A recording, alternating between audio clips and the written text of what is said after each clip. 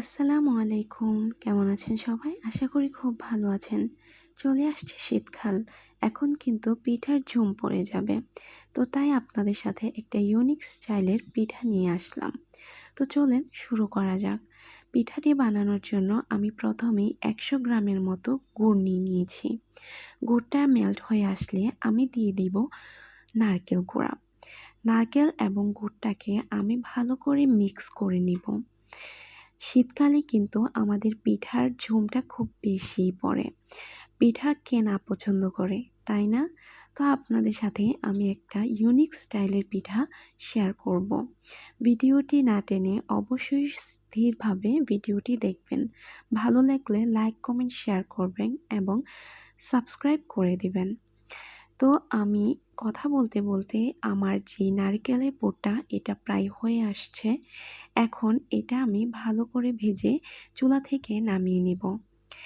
এখন আমি একটা প্যানের মধ্যে বসিয়ে দিব আর ১ কাপ লিকুইড মিল্ক দিয়ে দিব।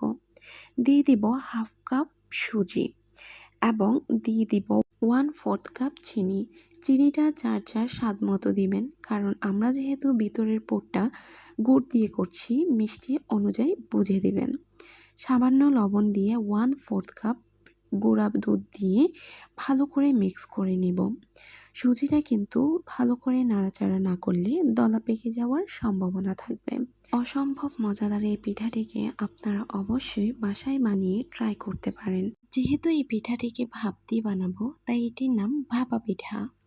লিকুইডটিকে আমরা ঘন ঘন নাড়াচাড়া করতে হবে, না হয় সুজিটি কিন্তু প্যানে লেগে যাবে।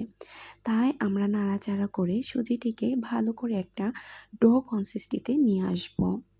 আমরা কিন্তু আটার পরিবর্তে সুজি দিয়ে এই ডোটি বানাবো। তার জন্য এই ডোটি খুব মজাদার একটি পিঠায় পরিণত হয়ে যাবে। তো আপনারা দেখতেই পাচ্ছেন আমি একটি ডো তৈরি করে নিয়েছি এবং দিয়ে দিয়েছিলাম 1/2 টেবিল চামচ ঘি। ঘি দিয়ে আমি একটু নাড়াচাড়া করে এটাকে উঠিয়ে আমি ঠান্ডা করে নিব ভালো করে। আপনারা ঘিয়ের পরিবর্তে বাটারও ইউজ করতে পারেন। এটা দিলে আপনার এটা কোথাও লাগবে না হাতে, কিংবা যখন এটাকে মথবেন তখন হাতে লেগে যাবে না।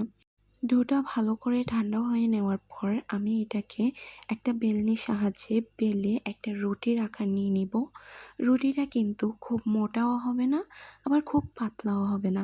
মিডিয়াম সাইজে রেখে আমি এটাকে একটা রুটি শেপ দিয়ে দেব। বেশি পাতলা করলে পরে এটা ফেটে যাবে। তো আমি একটা রুটির আকার দিয়ে এখন দিয়ে দিব ভেতরের পুরটা। নারিকেলের পুরটা দিয়ে দিব সুন্দর করে। এটা কিন্তু খুব সুন্দর করে দিতে হবে, না হয় কিন্তু এটা ভিতর থেকে বের হয়ে ফেটে চলে আসবে যখন আমরা স্টিম করব তখন। তো আপনারা দেখতেই পাচ্ছেন এটা কিন্তু বলার মতো কোনো কিছু নাই। আমি সুন্দর করে এটা রোল করে নিচ্ছি এবং 2 সাইড থেকে আমি এই বন্ধ করে নিছি। পিঠাটিকে আমি স্টিম করার জন্য প্রথমে একটা পাত্রে পানি নিয়ে স্টিম যে পাত্রটা দিব, তো সেটাকে আমি ভাপ আসা পর্যন্ত ঢাকনা দিয়ে ঢেকে দিয়েছিলাম।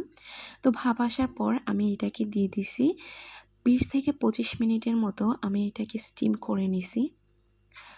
স্টিম হওয়ার পর ঠান্ডা হয়ে আসলে আমি এখন এটাকে ছুরির সাহায্যে কেটে নিব। আপনারা দেখতেই পাচ্ছেন যে আমি কত সুন্দর করে এটাকে কাটছি। তো আপনারা যদি ভিডিওটি ভালো লাগে থাকে অবশ্যই লাইক, কমেন্ট, শেয়ার করবেন। যারা ইউটিউব থেকে দেখছেন তারা অবশ্যই সাবস্ক্রাইব করবেন। আর আপনারা অবশ্যই বাসায় এটি ট্রাই করে দেখবেন। তো কেমন হয়েছে আমার এই পিঠাটি অবশ্যই কমেন্টে জানাবেন। হাতের কাছে এই অল্প উপকরণগুলো থাকলেই কিন্তু আপনি সুন্দর মজাদার পিঠাটা বানিয়ে নিতে পারবেন এবং বাসায় গেস্ট আসলেও কিন্তু এই পিঠাটা বানিয়ে খাওয়াতে পারবেন এবং তারা আপনার তারিফ না করে পারবেই না। তো ভিডিওটি কেমন লেগেছে অবশ্যই কমেন্টে জানাবেন। ভালো লাগলে লাইক, কমেন্ট, শেয়ার করবেন। যারা ইউটিউব থেকে দেখছেন সাবস্ক্রাইব করে পাশে থাকবেন। তো আজকের জন্য এই পর্যন্তই। আল্লাহ হাফেজ।